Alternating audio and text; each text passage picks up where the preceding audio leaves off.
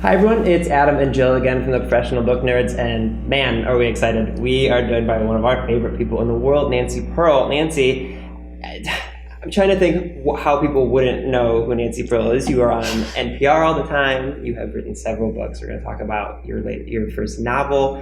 But basically, we're going to gush in front of you for a long time. So thank you for joining us today. Oh, you're so welcome. I have to say the person I gushed over when I got to interview him was Terry Pratchett. So if I'm like in anybody's gushing category, that is like makes me so happy. You're sitting in Overdrive and we have so many librarians here. You're kind of like our Terry Pratchett. That is accurate. That is accurate. Oh, Jill. You say the nicest things to me. So you have written a novel. I have. Just unbelievable to me. It wasn't something that I said, I'm going to write a novel someday. It really came about because these two characters, George and Lizzie, came to me one night and while I was trying to fall asleep, and I knew how they met. They met at a bowling alley in Ann Arbor, and I knew just a little bit about them. You know, I knew how old they were. They were young. Lizzie was a freshman in college. George was in his first year of dental school. But then they didn't leave me. They just stayed with me in my head for several years, and I would tell myself stories about them every night before I went to sleep. And every day it felt like I got to know them better and better, and they became more three-dimensional.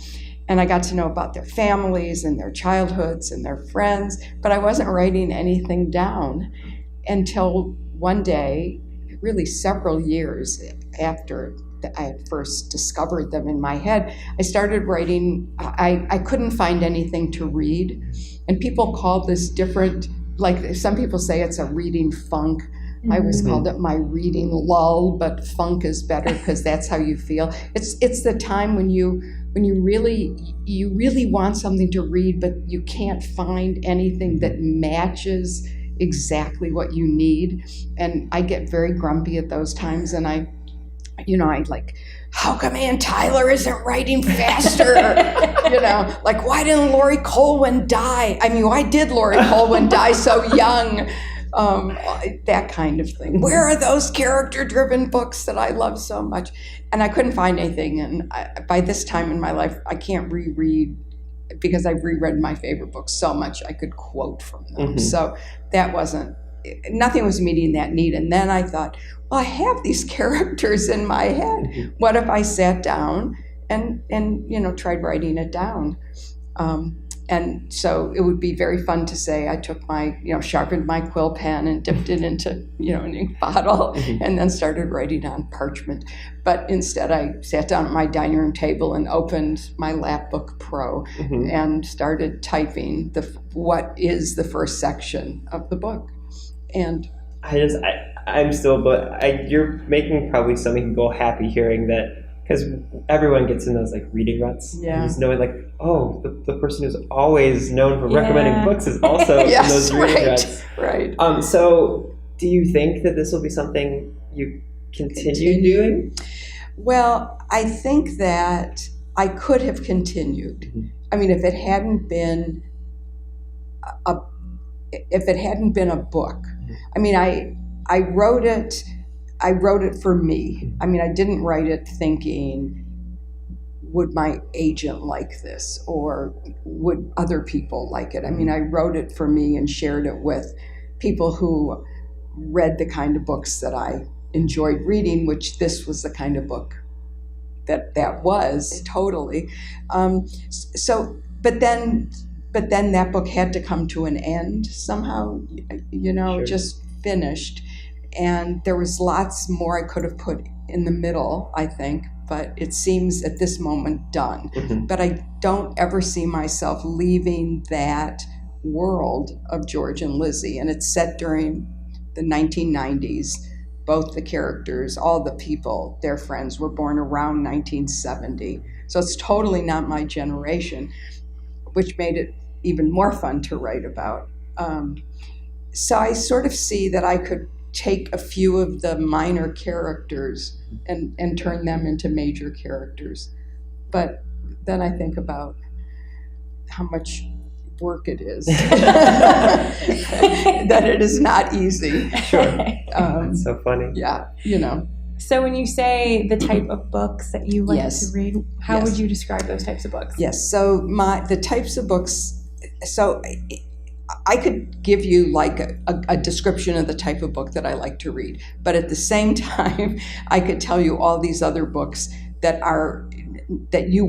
nobody would put in that Right. little category, but that share the two important things to me, if that makes sense. So I love character-driven novels. I mean, when I'm reading a novel, I want to get to know the characters in meaningful ways.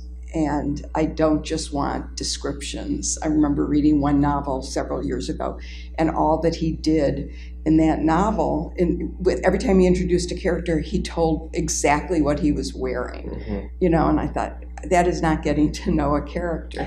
So I want the action in the book or the plot of the book to grow from who the characters are, and not have the characters grow from the plot.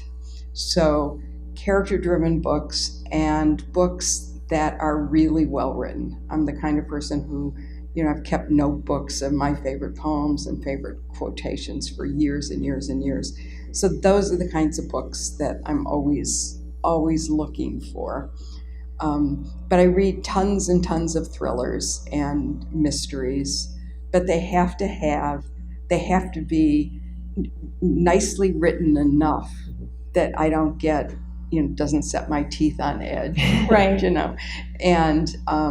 And they have to have really interesting characters. So a book that did that for me is In the Woods by Tana French. We love Tana French here. Yeah. Yes. So, I have not loved her latest 4 or 5 Right. as much as the first one. The first one, and really the first 3, Okay. I think were great. But In the Woods, I remember I was just knocked over by that book because, look, it's so nicely written, and it has those 2 main characters who are complex and complicated. Yep. And their relationship is so interesting, and that's where I learned about the computer game Worms. Mm-hmm. I forgot from that book. Yes. Which so Yeah. so that was.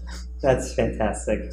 Okay, well, we are going to have a lot more book recommendations and book chat with Nancy Pearl, but in order to hear all of that, you're going to have to subscribe to our podcast, Professional Book Nerds. And be sure to do that. We have several episodes at this point with Nancy, so thank you so much for joining us today. Oh, my pleasure. Thank you.